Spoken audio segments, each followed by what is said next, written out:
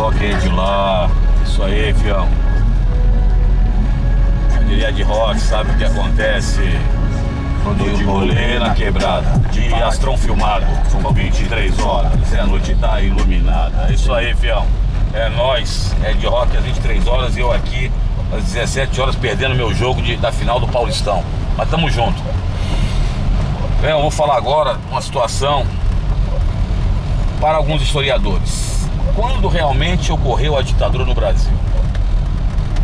Então, em livros didáticos você tem lá a fase do golpe militar, que foi em 1964, dia 31 de março de 64, né?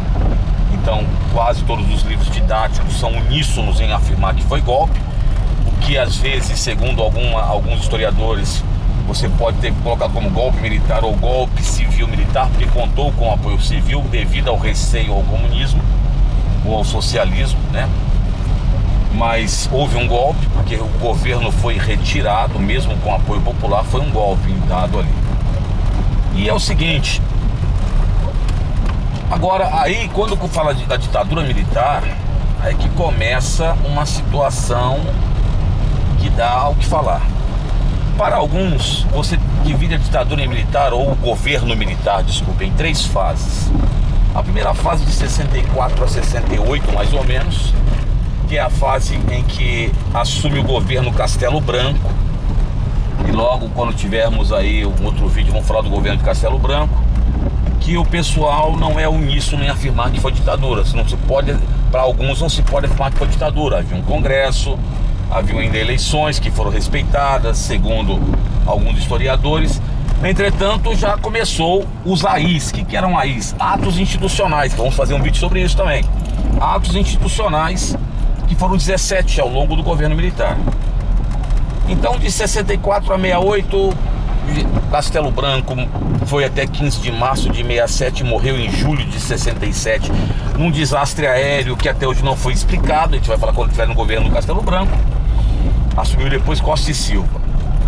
Tem outra fase que é de 78 a 85, que o pessoal diz que também não houve ditadura militar, porque houve anistia geral, ampla e restrita pelo Figueiredo, houve o pluripartidarismo.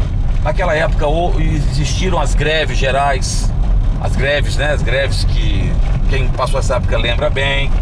Foram respeitadas as eleições, o resultado das eleições, mesmo com a oposição ganhando nos 3 grandes colégios eleitorais, São Paulo, Rio de Janeiro e Minas Gerais. O pessoal diz que é uma fase de transição. Agora, todos são uníssonos em afirmar que de 68 a 75. A ditadura começa em 68, principalmente com o AI-5, o ato institucional número 5, que faz a censura, faz a cassação de parlamentares, suspende as garantias individuais, tudo aquilo que você já viu com o seu professor. Aí nós temos o governo Costa e Silva, que é um governo duro. Costa e Silva tem um derrame, aí passa para tem uma trinca que acaba comandando o Brasil, liderada pelo almirante Rademacher. Você sabe que a Marinha tem precedência sobre o Exército, isso é questão militares, quem é militar sabe disso. E depois você tem a assunção no poder de Emílio Garrastazu Médici, onde nós temos realmente os anos de chumbo, o auge das torturas e dos desaparecimentos. Médici depois é substituído por Geisel, e Ernesto Geisel começa com a abertura lenta e gradual, mas ainda no governo de Geisel que acontece o crime de Vladimir Herzog e tal. Mas isso será tratado em cada governo militar, tá? Inclusive o atentado do Rio Centro na época do Figueiredo também vou tratar isso quando estivermos tratando, porque senão fica muito longo o vídeo. Então, a rigor, nós temos 3 fases, né? Então cuidado com isso nas provas, fique atento. Ditadura militar, 55 anos, deve cair até pela fala do Bolsonaro de comemoração. Aí a juíza Ivani Luiz proibiu aquela coisa toda. Então isso pode realmente cair nos vestibulares esse ano. Cola conosco que nós aqui vamos curtindo aqui, um Ed Rock aí. É nóis.